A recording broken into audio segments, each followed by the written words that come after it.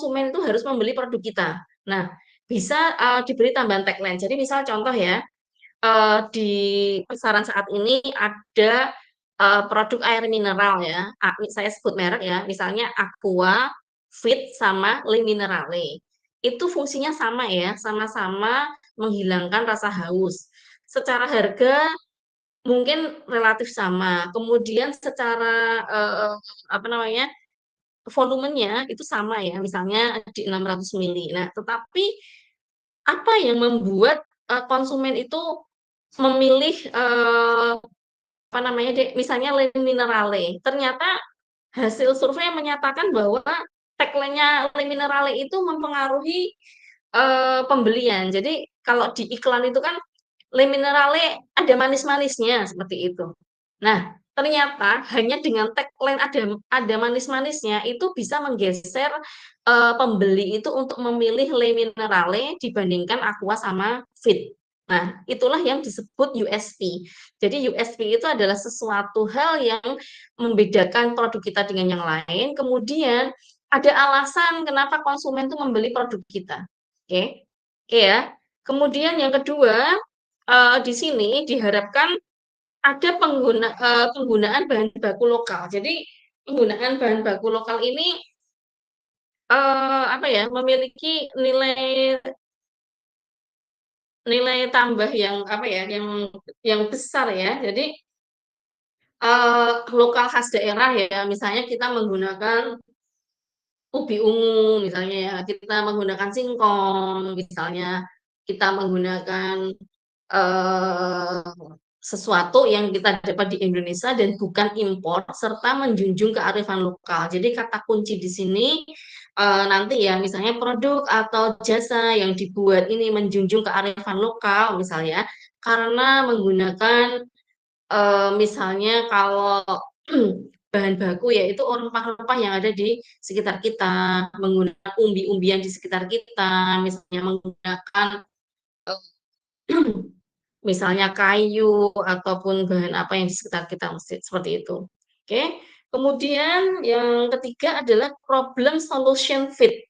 Jadi produk atau jasa yang kita buat ini menjadi solusi untuk konsumen ya, terhadap kebutuhan satu produk atau menyempurnakan produk yang sudah ada sebelumnya. Artinya apa? Konsumen itu butuh apa?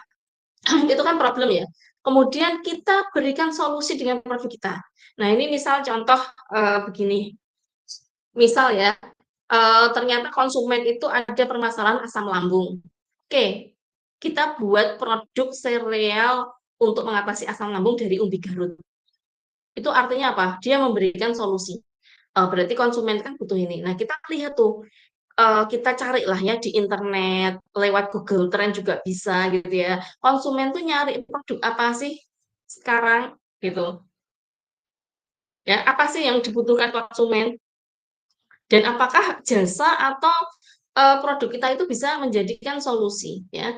Nah, kita perlu nih identifikasi, pasar ya namanya.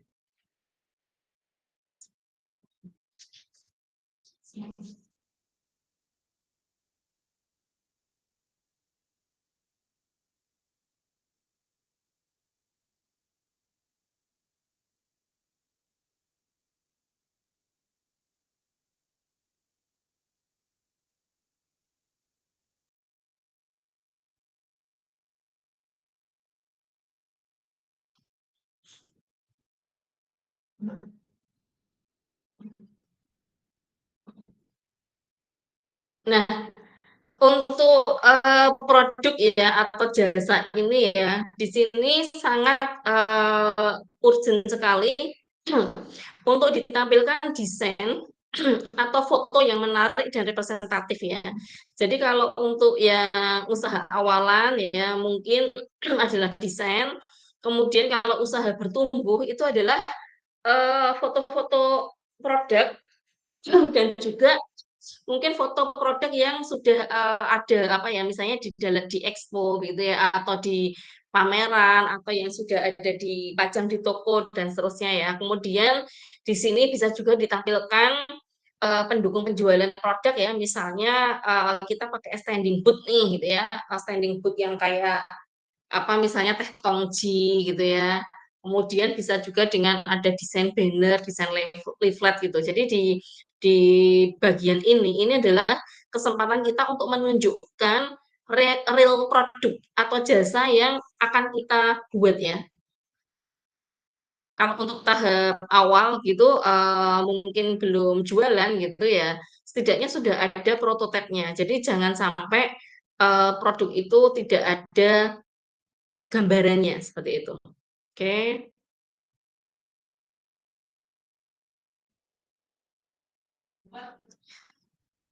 Kemudian ini untuk, D ya, ini sumber daya. Jadi di sini poinnya, skornya 20% ya.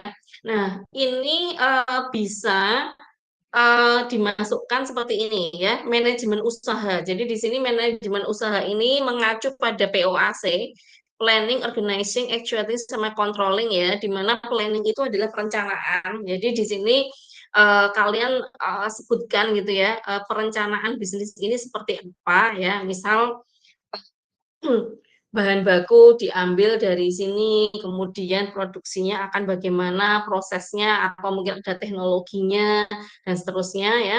Kemudian organizing itu, anggota tim itu akan berperan sebagai apa saja ya. Jadi misalnya CEO, kemudian ada bagian apa namanya, bagian produksi, kemudian bagian marketing, seperti itu ya. Kemudian actuating itu adalah, pelaksanaannya, nanti bagaimana, misalnya penjualan secara langsung, penjualan lewat media sosial, secara online dan offline ya. Kemudian controlling-nya bagaimana. Jadi kontrol ini untuk mengontrol mulai dari kualitas produk, kemudian mengevaluasi. Nah, itu disebutkan ya secara singkat saja ya di bagian ini. Oke, kemudian untuk sumber daya fisik. Nah, ini ada, sarana dan prasarana produksi ya. Nah, ini bisa disebutkan, nanti bisa milik sendiri, bisa sewa ya, bisa kerjasama dengan mitra industri juga gitu ya. Misalnya kita produksi maklon gitu ya. Nah, itu bisa bekerja sama dengan, perusahaan seperti itu. Oke, kemudian non fisiknya. Nah, non fisiknya ini di sini ya, ini mandatori banget ya. Adik-adik harus sudah bisa me apa, di dalam proposal itu menyebutkan bahwa memiliki mitra kerja atau jejaring ya, minimal itu adalah supplier bahan baku. Ya, supplier bahan bakunya itu siapa ya, misalnya petani ya, mungkin petani dari mana disebutkan, atau mungkin lembaga atau pihak apa gitu ya. Kemudian, mitra pemasaran juga bisa, mitra produksi bisa, mitra digital marketing. Nah, ini akan lebih, bagus juga dilengkapi dengan surat perjanjian kerjasama yang nantinya bisa kayak semacam di-screenshot ya, kemudian ditempelkan di situ atau nanti bisa dimasukkan di, lampiran, seperti itu. Oke. Kemudian ini ya, yang E ini pemasaran ya, ya pemasaran ini juga 20% ya nilai, skornya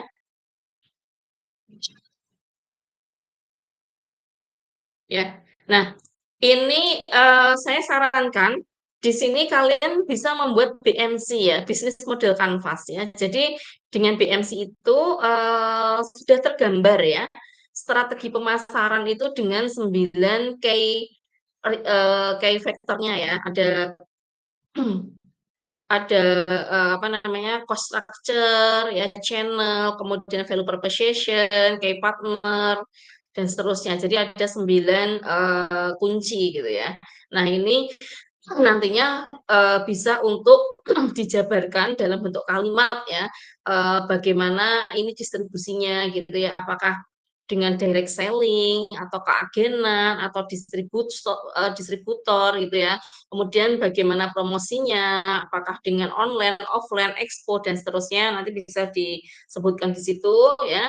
Kemudian ini, customer relationship ya, customer relationship itu hubungannya jangka pendek, jangka panjang, atau bagaimana? Jadi kita semacam, memberikan win-win ya buat buat pelanggan atau konsumen ya. Misal contoh, ada keanggotaan atau member gitu ya, kalau ada member mungkin ada poin, ada diskon gitu ya, kemudian ada free pas ulang tahun. Nah, ini hubungannya dengan CRM ya, Customer Relationship Management. Jadi kalau misalnya, adik-adik misalnya kadang-kadang kalau beli online gitu ya, nanti di suatu saat ada CS-nya yang rajin, apa,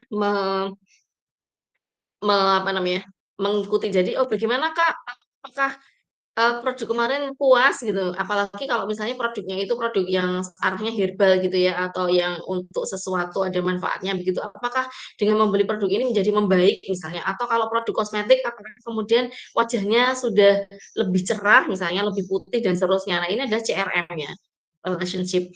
Nah, oke. Kemudian yang terakhir di sini, kalian bisa, menyebutkan ya, logo atau merek produk sebagai branding. Nah, ini ingat adik-adik ya, logo atau merek produk atau jasa yang nanti kalian akan buat, tolong dipastikan dulu ya, belum didaftarkan HKI-nya oleh pihak lain ya.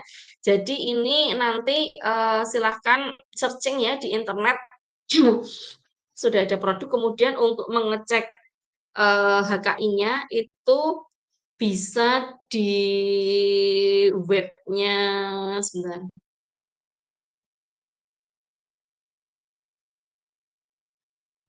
Bisa di webnya dgip.go ya, DJKI ya. Jadi di DJKI itu kalian bisa melihat, nanti apakah merek atau logo, sudah ada yang klaim atau belum ya. Jadi ini, perlu diingat ya.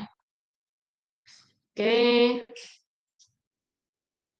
oke, kemudian ini selanjutnya ya, yang F, ini keuangan ya, skornya itu 10% ya. Nah, di sini, adik-adik silakan mencantumkan perhitungan HPP ya, BEP, ROI, BC rasio ya, kemudian proyeksi rugi laba 1 tahun pertama ya untuk tahap awal, kemudian kalau untuk yang tahap bertumbuh ini rugi laba dan arus kas 1 tahun terakhir ya, kalau bisa sih 2 tahun terakhir ya, tapi minimal 1 tahun terakhir untuk tahap bertumbuh. Nah, istilahnya untuk rugi laba dan arus kas 1 tahun terakhir ini dalam tanda petik ya, itu, real yang sudah pernah dijalankan. Jadi misalnya untuk, nanti adik-adik yang tahun kemarin sudah mengikuti P2MB misalnya di tahap awal, tahun ini adalah di tahap bertumbuh ya, maka harus dicantumkan, rugi laba dan arus kasnya di 1 tahun terakhir. Atau untuk adik-adik misalnya yang kemarin, di PKMK ya dan kemudian di tahun ini ikut P2MB, nah ini juga bisa ya dibuat rugi laba dan arus kas 1 tahun terakhir dari, kegiatan, penjualan atau pemasaran di, PKM, kewirausahaan.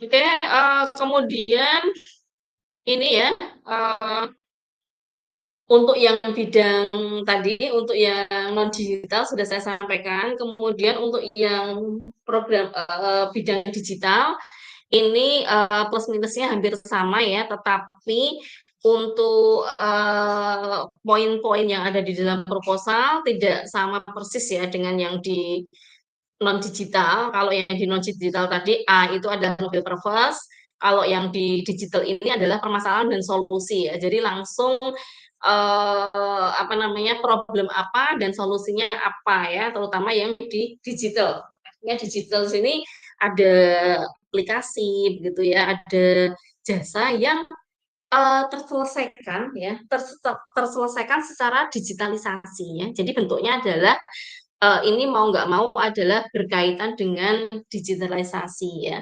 Oke, kemudian analisis marketnya itu sama ya dengan STP ya, kemudian analisis kompetitornya juga sama ya. Kita bisa lihat misalnya platform yang sudah ada apa, jadi misal contoh nih, kita mau bikin, platform atau aplikasi tentang pencarian kos-kosan. Nah, kita lihat tuh, yang sudah ada itu apa, kemudian mereka tuh kurangnya apa, misalnya seperti itu. Nah, ini kemudian kita bisa, cari kelemahan atau yang belum ada di mereka ya, itu kita penuhi, kita tambah gitu ya, kita perbaiki. Oke.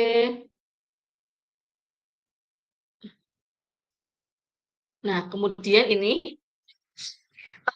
di bisnis digital ini ada monetisasi ya 20%. Nah, di sini tuh intinya, bagaimana sih caranya itu mendapatkan pendapatan ya, skemanya gimana, kemudian revenue-nya itu dari mana saja. Jadi misal contoh kalau di aplikasi ya, itu kan dari, unduh ya, pengunduhan di Play Store, kemudian bisa juga dari iklan, misalnya seperti itu. Terus, bisa jadi dari apa namanya, misalnya affiliate gitu ya. Nah, ini kan sekarang sudah banyak ya model-model afiliasi dan seterusnya. Nah, ini contoh nih affiliate itu juga salah satu, strategi monetisasi ya, seperti itu. Oke, kemudian ini profil tim, hampir sama ya tadi dengan yang di non digital, kemudian traction. Nah, traction ini itu sebetulnya adalah, hasil survei ide ke calon pelanggan gitu ya. Jadi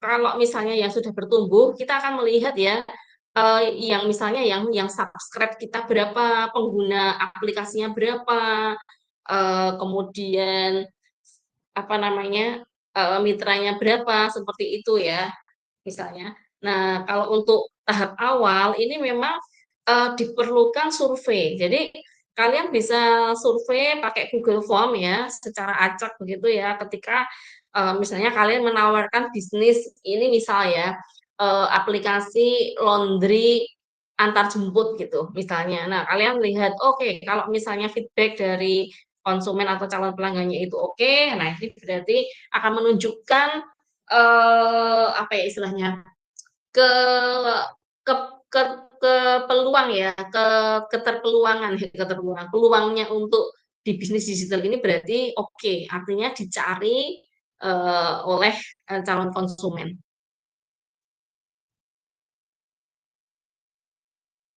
Oke, untuk selanjutnya, nah ini untuk komponen pendanaannya ya, adik-adik kemarin saya lihat di grup itu ada yang bertanya gitu. Nah, memang di panduan ini kalau dijumlah ini kan 135% ya. Nah, tapi tidak seperti ini. Ini kan kondisi, maksimal ya, kondisi maksimal. Jadi ini contoh saja, secara real ya penggunaannya. Jadi kalau di total nanti hanya akan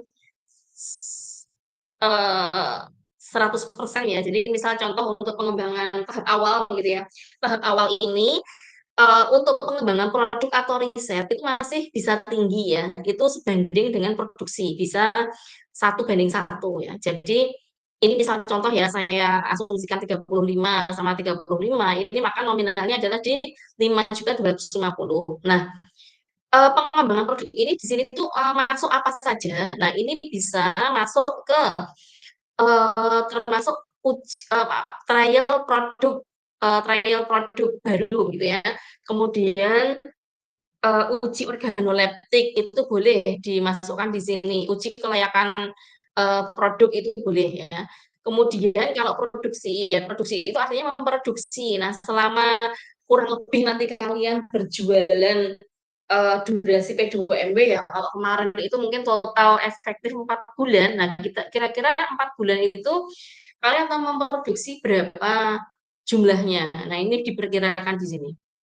Oke. Kemudian untuk legalitas perizinan sertifikasi pengujian produk ya. Oke, pengujian produk bisa masuk di sini. Nah, ini artinya begini deh.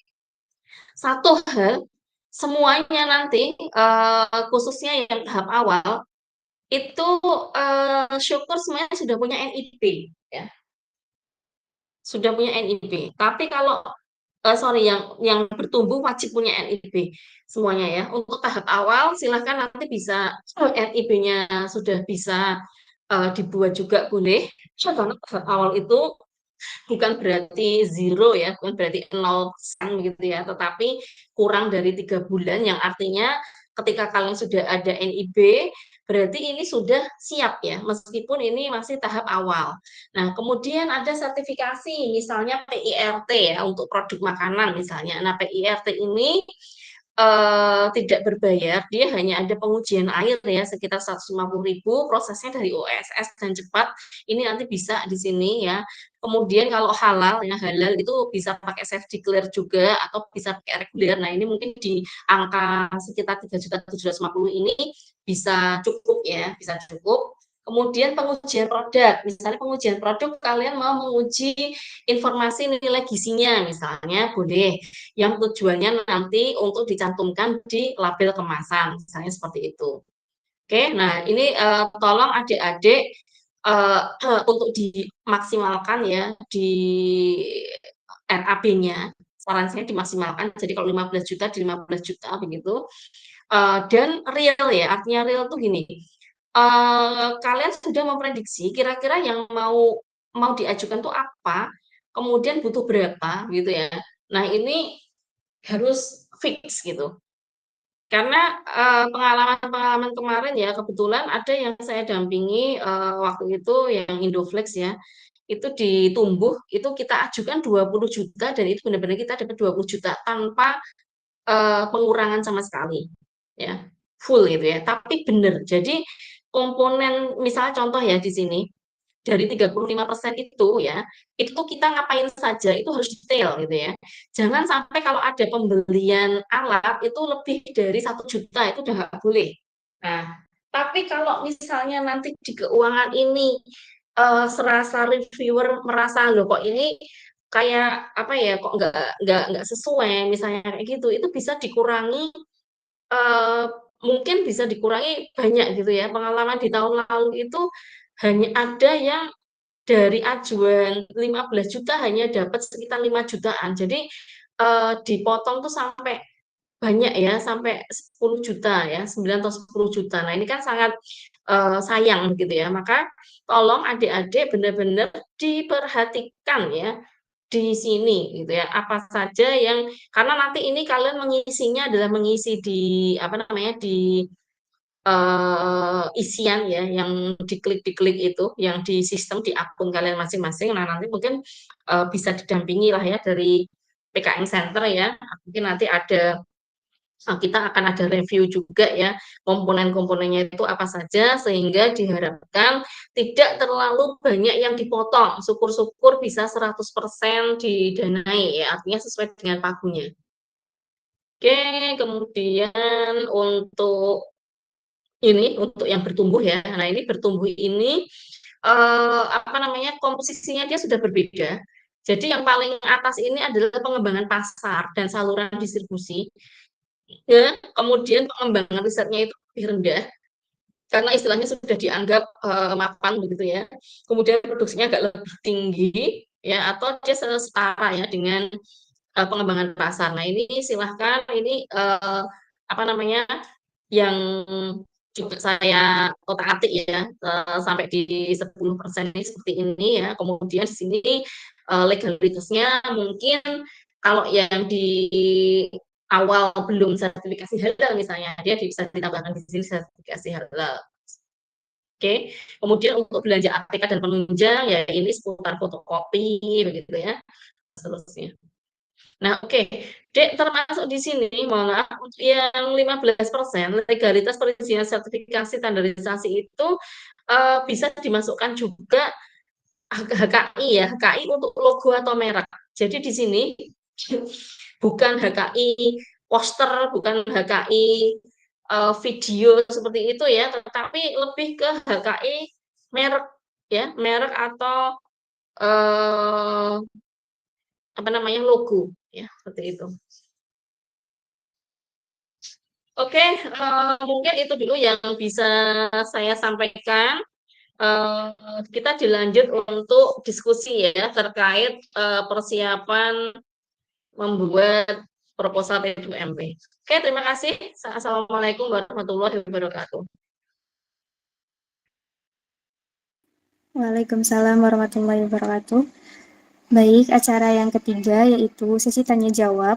Bagi peserta yang ingin bertanya bisa mengangkat tangan melalui Google Meet ini. Silakan teman-teman yang ingin bertanya bisa angkat tangan.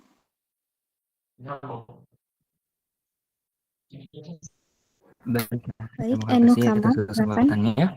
Saya ingin bertanya Bu terkait tadi di proporsi anggaran. Misalkan di usaha pengujian produk itu kan ada di bagian legalitas. Misalkan sudah melebihi persentase itu, apakah bisa dimasukkan dana pengujian produknya itu di pengembangan produk atau riset biar sehingga pas pengujian produknya itu maksimal. Kayak mungkin pengen uji proximat dan uji kadar mikro yang lainnya. Terima kasih Bu, itu mungkin pertanyaannya. Oke. Jadi mungkin ya pengalihan dana itu bisa, tetapi jangan sampai melebihi yang batas maksimal ya, Dek. Jadi misal contoh tadi kan di contoh saya, misalnya maksimalnya kan 50%, ya kan? Nah, kemudian kita share yang 50% itu nggak 50%, tapi 40%, misalnya kayak gitu ya. Tapi kalau misalnya di bagian lain itu sudah memenuhi, dan ada yang di bagian yang misalnya 50% itu belum, dimaksimalkan di 50% itu boleh. Gitu ya, bisa dipahami? Bisa Oke, Ibu. gitu ya, Dek ya. Jadi intinya semuanya itu tetap 100%, hanya maksimalnya di bagian poin-poin 1, 2, 3, 4 itu nggak boleh melebihi persentase yang sudah ditetapkan ya. Jadi misalnya 50%, terus kemudian itu dinaikkan jadi 60%, nggak boleh. Bahkan 51% pun nggak boleh gitu ya. Jadi untuk mengurangi di bagian lain. Tetapi 4 komponen atau 5 komponen yang harus ada itu wajib ya, Dek ya. Jadi termasuk ATK misalnya, kayaknya nggak butuh ATK Bu kita, nggak boleh. Itu tetap harus ada. Meskipun misalnya kan di situ maksimal 5%. Nah, ATK-nya kita turunkan jadi 2,5% itu boleh seperti itu. Tapi total semuanya nanti harus 100%. Ya, jadi nanti kalian sesuai dengan bidang masing-masing ya pasti menurut saya tidak sama gitu ya. Misalnya kalau untuk bidang manufaktur ya, misal lebih banyak butuh untuk alat, ya sudah yang di alat itu misalnya pembelian alat itu dimaksimalkan, tetapi ingat untuk pembelian alat satu alat itu tidak boleh di atas 1 juta ya. Jadi dia maksimal hanya 1 juta. Bisa dipahami ya. Kalau misalnya ada alat yang waduh kok ternyata kita butuhnya tuh kabinet dryer misalnya, punya kabinet dryer 11 juta, nggak mungkin kan kita beli itu. Nah itu nanti dimasukkan sewa ya, jadi ininya sewa alat nanti dan sewa alat pun ini tidak boleh lebih dari 1 juta. Oke, begitu Mas Enu, sudah bisa kerja. Baik Ibu, bisa Oke, dipahami. oke silakan yang lainnya.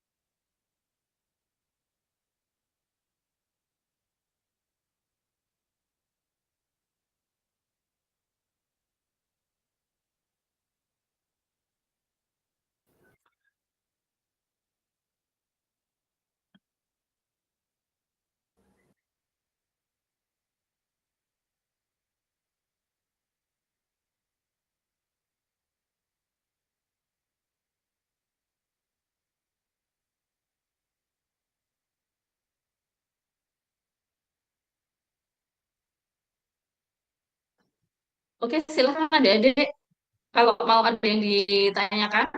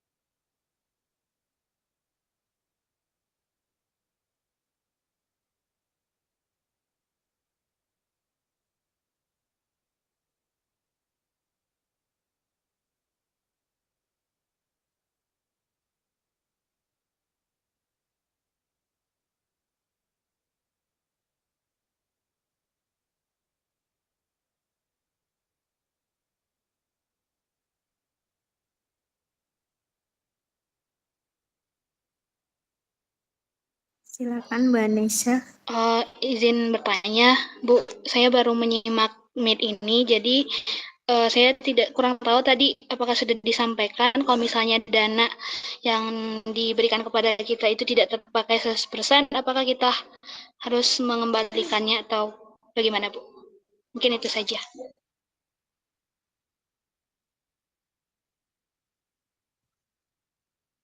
Oke ya, jadi untuk penggunaan dana ini memang agak strict ya. Strictnya tuh begini, LPG-nya itu harus ada apa ya kayak bukti-bukti gitu ya, Dek ya. Jadi kalau saran memang nanti untuk apa ya, jadi dana itu akan diberikan itu termin ya. Saya lupa berapa termin gitu ya. 2 termin atau 3 termin seperti itu.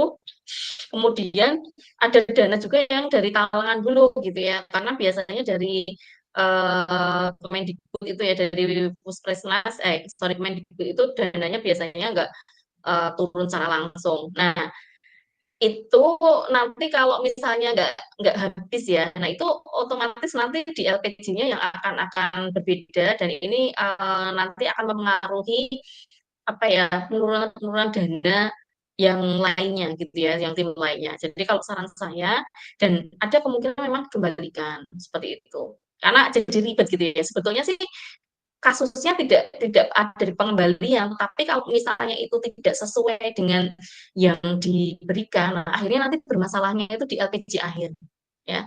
Jadi mungkin kita sudah himbau gitu ya, bagaimanapun tolong dana itu dihabiskan gitu ya. Artinya dihabiskan tuh misal, for example ya, ini bukannya memanipulasi, tapi begini, karena nanti kenyataannya itu ada dana yang kita itu sudah harus LPG, tetapi dana itu belum keluar. Nah, ini ada beberapa tim yang dia nomboi dulu, ada yang memang akhirnya tidak menggunakan dana tersebut gitu ya. Jadi kalau pengalaman tahun-tahun kemarin itu ada ya dana 15 juta, ternyata dia baru uh, apa namanya baru terserah 3 juta seperti itu. Nah, ini nanti untuk di monitoringnya ini menjadi jelek ya. Jadi adik-adik nanti setelah dapat pendanaan 1 bulan sekali selama 5 bulan itu akan ada mentoring ya, mentoring oleh mentor gitu ya. Nah di situ mentor akan selalu mengupdate, melaporkan apa namanya pelaksanaannya ya, termasuk penggunaan dana. Jadi kalian harus bisa apa ya nanti pada waktu laporan kemajuan ya setelah pendanaan ya, kalau di PKM namanya PKP 2 begitu, itu dana sudah harus bisa terserap sekitar 80 ya, minimal 75%, 75 sampai 90% seperti itu. Gitu ya di Indonesia ya. Jadi intinya kita himbau gitu ya, misalnya dana belum ada gitu ya, ya udah kita mungkin semacam bisa bikin invoice begitu ya, seolah-olah itu piutang. Jadi misal contoh nih, bahan baku gitu ya, bahan baku untuk berapa bulan ke depan gitu. Nah itu kan bisa ya, nanti dibuat, artinya kita memang belum bahan baku itu, maksudnya belum membeli secara real, tetapi sudah ada invoice-nya gitu. Oke, bisa dimengerti nggak di Indonesia? Siap, Bu. Ya, oke. Terima Jadi kasih. intinya kita harus mengoptimalkan ya penggunaan dana ya, meskipun mungkin ya tadi ya bentuknya itu invoice dulu, pre-order dulu seperti itu enggak apa-apa. Oke, silakan yang lainnya.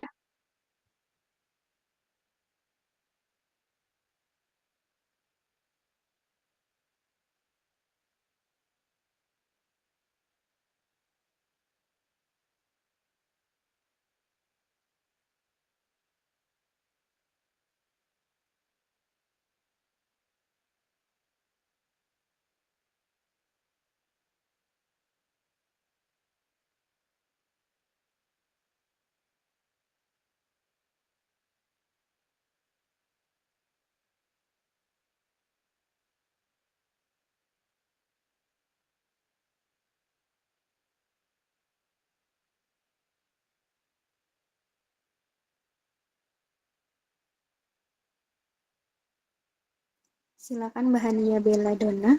Baik, terima kasih Kak. Apakah suara saya terdengar dengan jelas?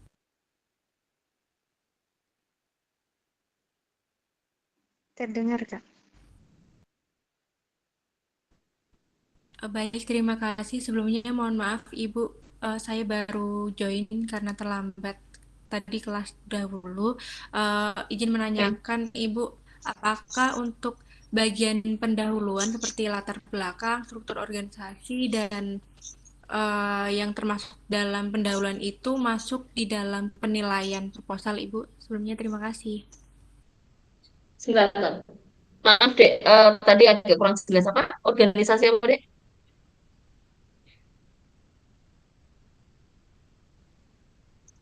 Di bagian pendahuluan seperti latar belakang, struktur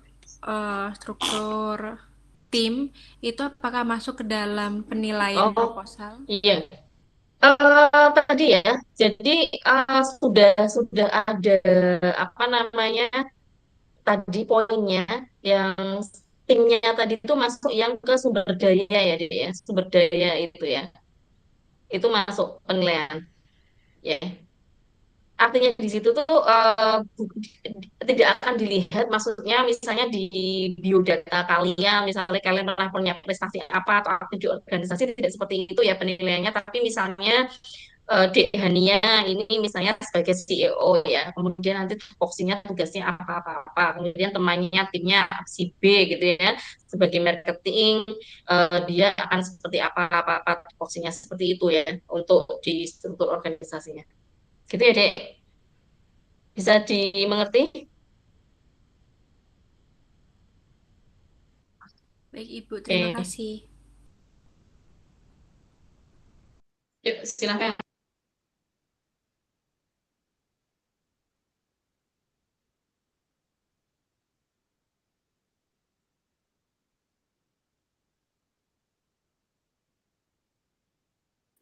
Silakan Mbak Dia Putri. Baik, sebelumnya suara saya terdengar nggak ya, Mbak? Terdengar. Baik, izin masuk tanpa salam. Izin Ibu menanyakan terkait struktur yang analisis kompetitor.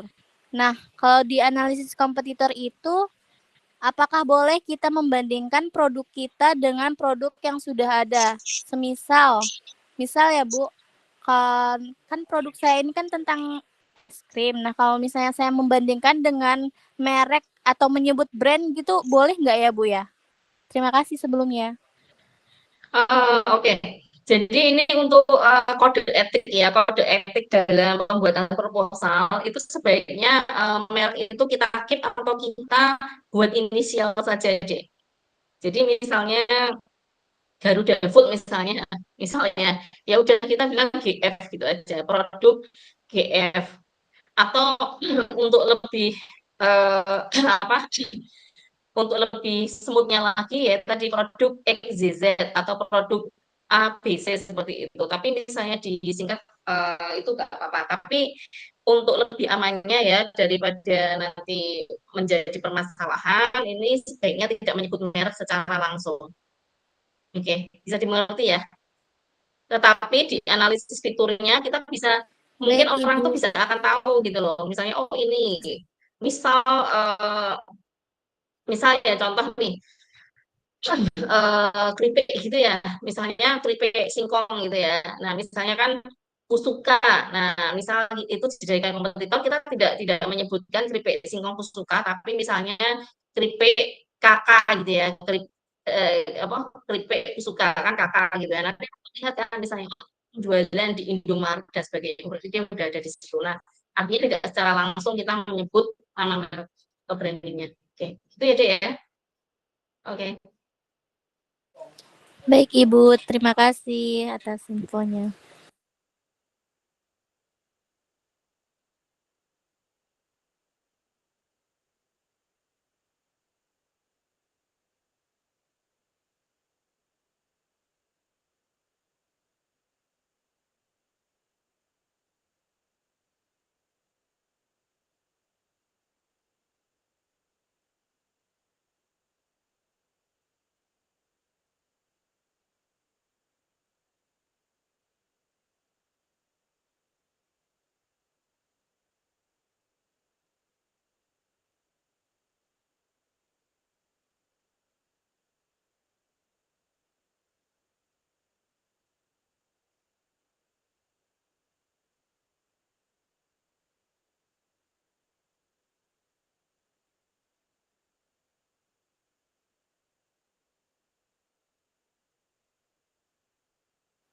Silakan untuk teman-teman yang lain, jika masih ada yang ditanyakan, mengangkat tangan aja.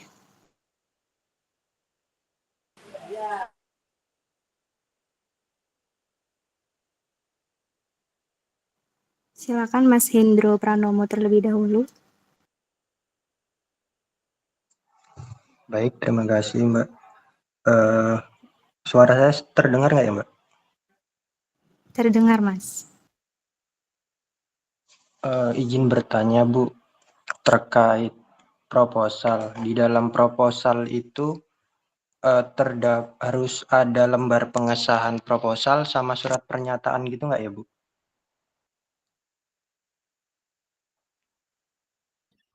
Ya,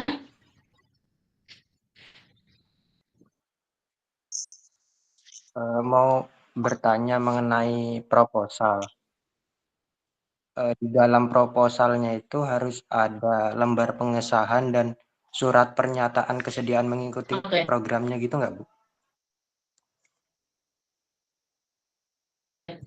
Oke, untuk yang lembar pengesahan itu nanti menyesuaikan ini ya, menyesuaikan dari panduan yang terbaru seperti apa. Kemudian adik-adik jangan khawatir kalau terkait yang lembar pengesahan dan sebagainya nanti bisa dikoordinir oleh PKM Center ya. Jadi nanti untuk misalnya memintakan tanda tangan, misalnya tanda tangan digital maupun misalnya tanda tangan basah nanti akan dibantu dari PKM Center. Seperti itu ya, Dik ya, terkait pengesahan-pengesahan yang mungkin melibatkan pimpinan. Nah, nanti akan dikoordinasi, dibantu PKN Center. Seperti itu. Oke?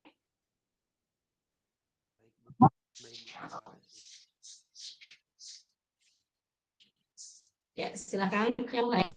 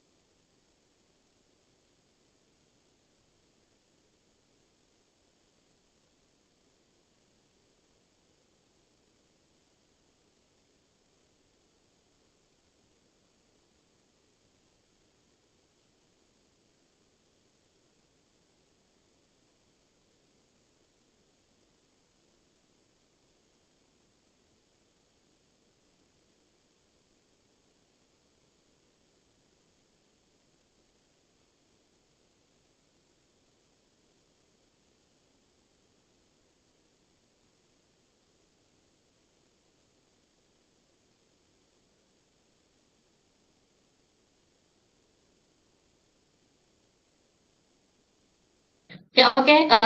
Silakan kalau ada yang mau bertanya lagi.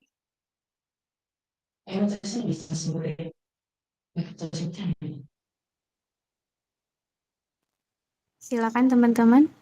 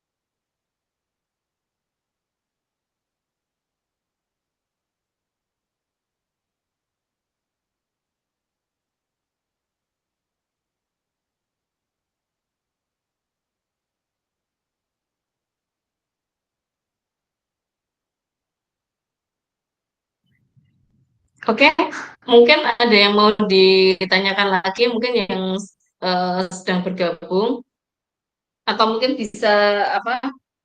Di sini sudah ada data belum ya, Dek? Bidang yang mau dituju, mungkin? Oh ya, silahkan, Dek Nesya. Bu izin bertanya, bukan terkait proposal tapi terkait akun P2MW-nya itu, Bu. Soalnya kemarin kita coba untuk daftar belum bisa, Bu. Apa emang belum bisa atau bagaimana ya, Bu? Ya, belum bisa. Karena nanti akunnya itu yang mengaktifasi ada dari universitas ya, dari Bimawa. Dan nanti mungkin dari pihak PKM Center ada satu nanti yang menjadi PJ-nya untuk membuatkan akun. Jadi untuk akun yang membuat adalah dari pihak UAD. Ya, seperti Oke, itu ya, terima kasih, Bu. Jadi jangan khawatir ya. Ya, Ya, operatornya. Jadi memang nanti operatornya yang akan membuatkan akun. siap. Nanti setelah proposalnya masuk begitu ya, ini mungkin perlu saya eh, infokan juga ya. Jadi untuk masing-masing bidang ada 6 bidang non digital, kemudian satu bisnis digital itu bisa mengajukan masing-masing itu maksimal 3 proposal begitu ya.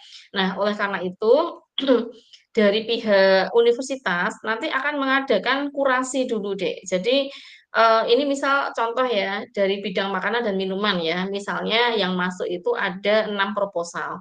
Maka selama pendampingan ya itu dari pihak pembina atau mentor ya, atau dari pihak Bimawa akan memberikan masukan-masukan dari proposal yang dalam berproses untuk dibuat seperti itu ya. Kemudian nanti akan ada yudisium begitu ya. Yudisium yang menentukan proposal mana yang akan diunggah seperti itu. Nah, kemudian ketika sudah ada yudisium itu baru akan dibuatkan akun resmi untuk mengupload dari proposal seperti itu. Nah, ini nanti istilahnya bukan bermaksud mengkompetisi secara internal ya, tetapi memang aturannya seperti itu. Jadi di tahapan P2MW itu pengelola universitas memang harus membuat berita acara yudisium yang menunjukkan bahwa proposal-proposal mana yang akan lolos upload seperti itu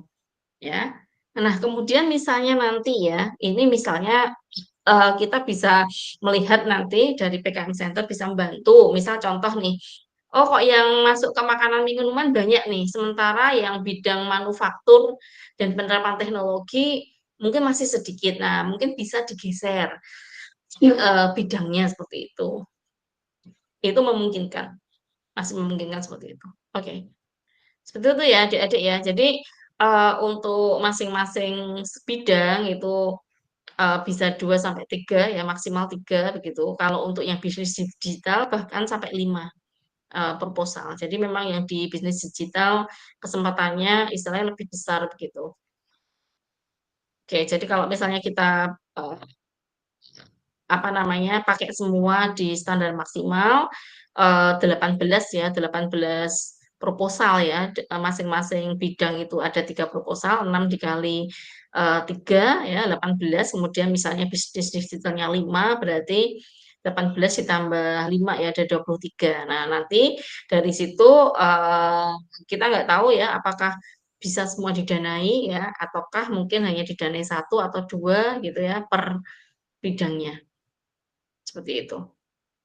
Oke. Gitu ya, Dek Nesya. Siap, Bu.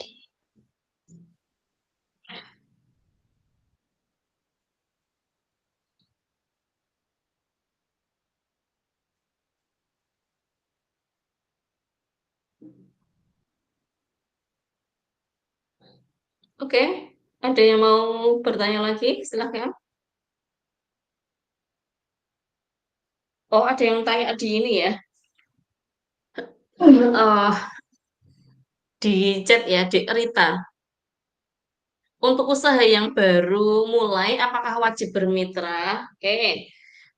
Untuk usaha yang baru, ini lebih baik ya, itu juga sudah disebutkan mitranya ya. Minimal adalah supplier bahan baku misalnya atau mitra pemasaran ya. Artinya disebutkan itu belum perlu ada surat perjanjian, tidak apa-apa, tetapi kalian tuh sudah ada gambaran. Jadi P2MW ini bukan yang from zero banget ya adik-adik. Artinya seolah-olah begitu ya, paling enggak itu sudah ada apa ya rintisan prototipenya. Jadi kalian selama persiapan ini itu seolah-olah tuh udah membuat sebuah perencanaan bisnis gitu loh, Dek. Jadi enggak yang nol foto gitu ya. Jadi minimal kalian harus menyebutkan nih, oh ketika nanti usaha ini didanai, saya mau bermitra dengan siapa saja. Itu bukan on the spot, tapi sudah kalian rencanakan sejak sekarang. Seperti itu ya. Walaupun belum ada surat perjanjian kerjasamanya. Oke, nanti surat perjanjian kerjasamanya itu bisa uh, apa, istilah disusulkan ya, bisa dibuat ya selama berjalannya program. Tapi kalian setidaknya sudah tahu produk saya itu akan bermitra dengan siapa sih gitu ya. Misalnya mitra produksi, mitra petani gitu ya, atau mitra pemasaran seperti itu. Nah, terus nanti mungkin ada beberapa relasi ya dari berbagai macam perusahaan. Nanti kalau misalnya adik-adik kesulitan gitu ya, mungkin bisa saya bantu ya, tapi memang kita sesuaikan juga dengan kebidangannya itu apa gitu ya. Jadi misal contoh kalau industri kosmetik, itu ya di perusahaan atau mitranya yang berhubungan dengan kosmetik akan lebih tepat gitu ya, bukan dengan yang pangan misalnya gitu dan seterusnya. Oke.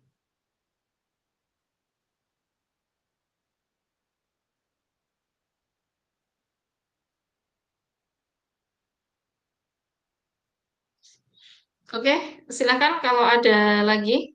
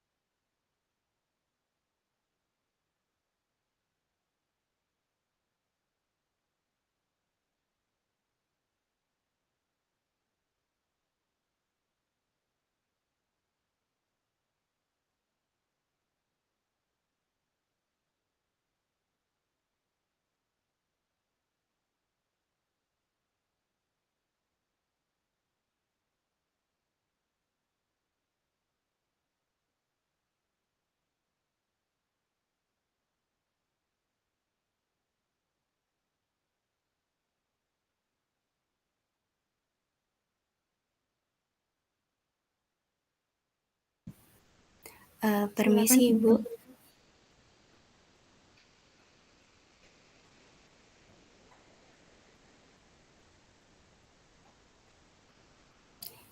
Ya, Ibu, oke, permisi, silakan. mohon izin mau menampilkan rekapan pendataan tim P2MB nggih?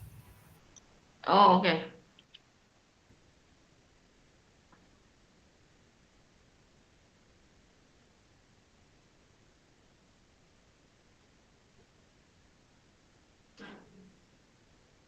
Hmm.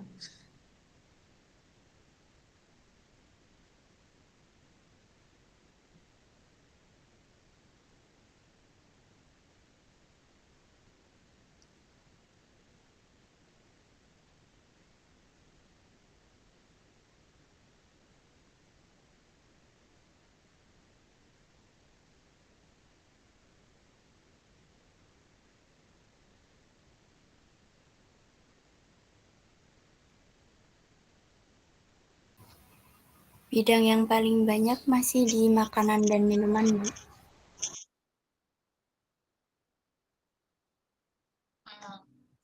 Ya, ya. Oh, ini sudah masuk ya. Oke, mungkin nanti kalau sudah ada proposalnya ya, mungkin kita bisa beri arahan ya. Oh, ternyata sudah banyak ya. Oke.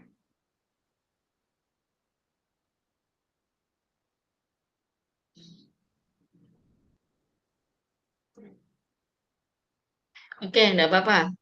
Berjalan aja ya. Nanti dari PKM Center ya nanti akan memberikan arahan ya. Mungkin ada yang bisa dipindahkan mungkin untuk bisa memenuhi kuota per bidangnya seperti itu. Oke. Dibuat dulu aja ya proposalnya sesuai dengan panduan yang mungkin panduan pakai pakai panduan yang 2020 dulu ya. 2024 maksudnya. Oke. Oke, ada lagi yang mau ditanyakan?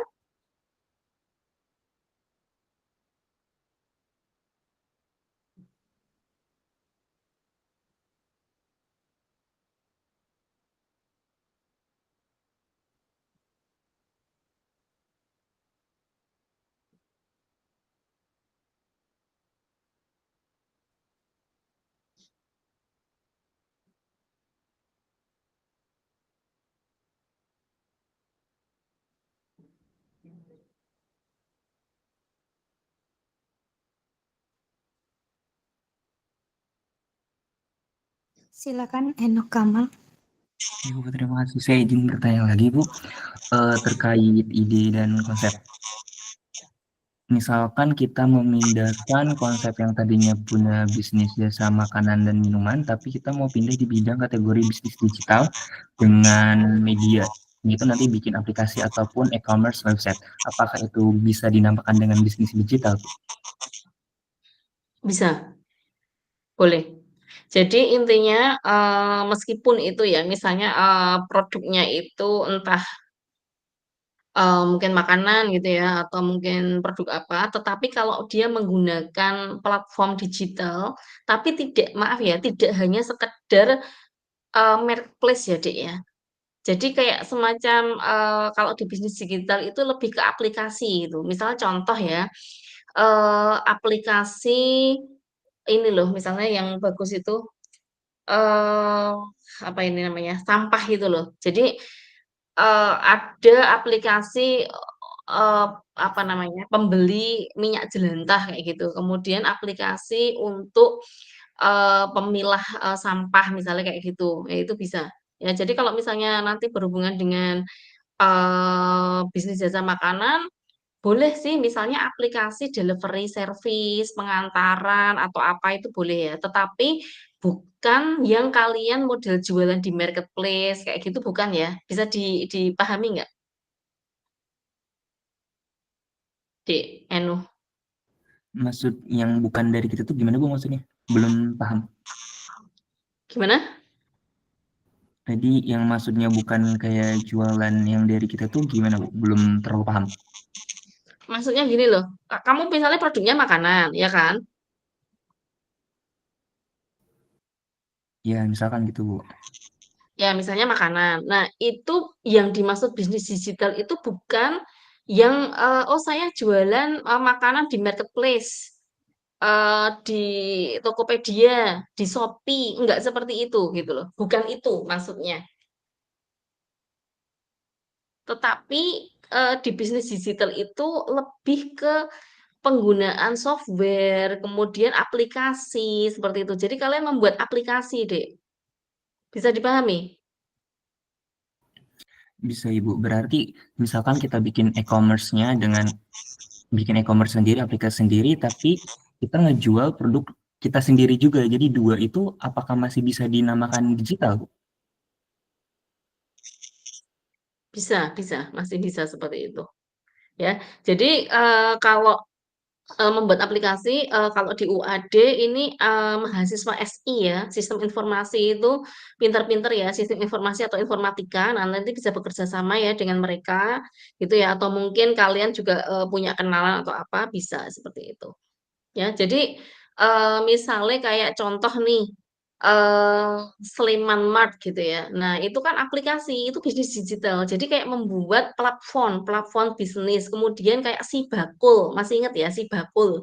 Sibakul itu kan platform penjualan marketplace-nya di bawah Disperindak Jogja. Itu kan jualan makanan, kerajinan kayak gitu. Nah, itu masih masuk di dalam bisnis digital. Paham ya bedanya? Oke, Dek. Oke, oke Bu, paham. Terus Terima kalian kasih banyak bikin Bu. platform apa? Misalnya banyak ya sekarang tuh Sadean, terus kemudian portal sayur kayak gitu. Nah, itu kan portal sayur kan sebetulnya apa namanya?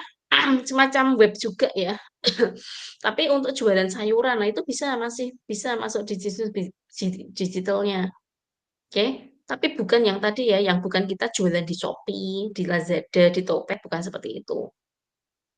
Tapi platform yang kita buat ya. Jadi bisnis digital itu nantinya penjualannya terus penilaiannya itu adalah apa namanya web atau aplikasi yang kalian buat. Intinya seperti itu. Itu pasti dicek trafficnya berapa, kemudian istilahnya view-nya berapa, misalnya komennya berapa kan akan terlihat ya di situ. Oke, bisa dimengerti? Baik Ibu, bisa dimengerti. Yang penting di perbedaannya kita buat platform sendiri gitu ya Bu. Mm-mm. Ya, seperti itu.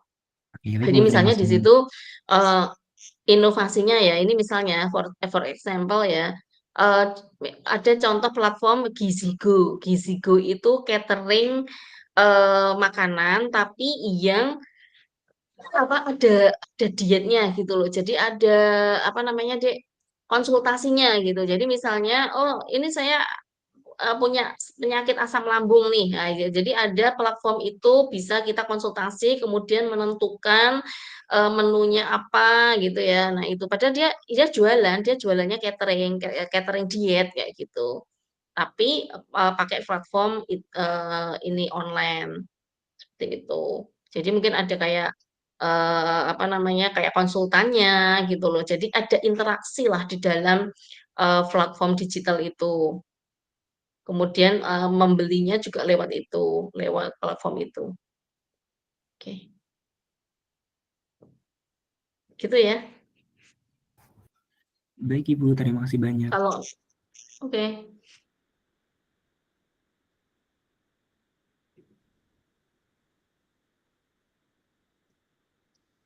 oke silakan.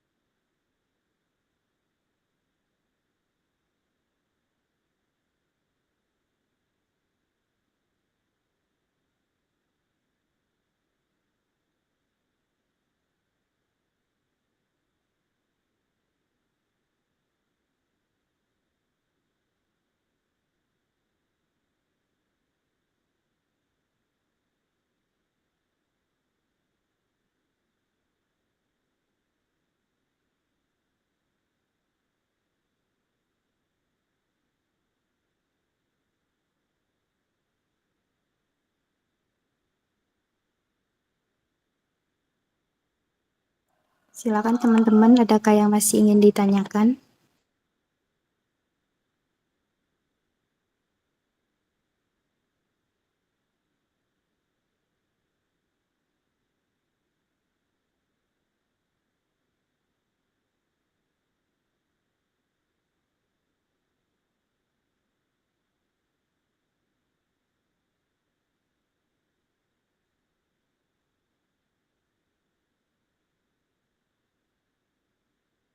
Baik Ibu, sepertinya sudah tidak ada yang ingin bertanya lagi.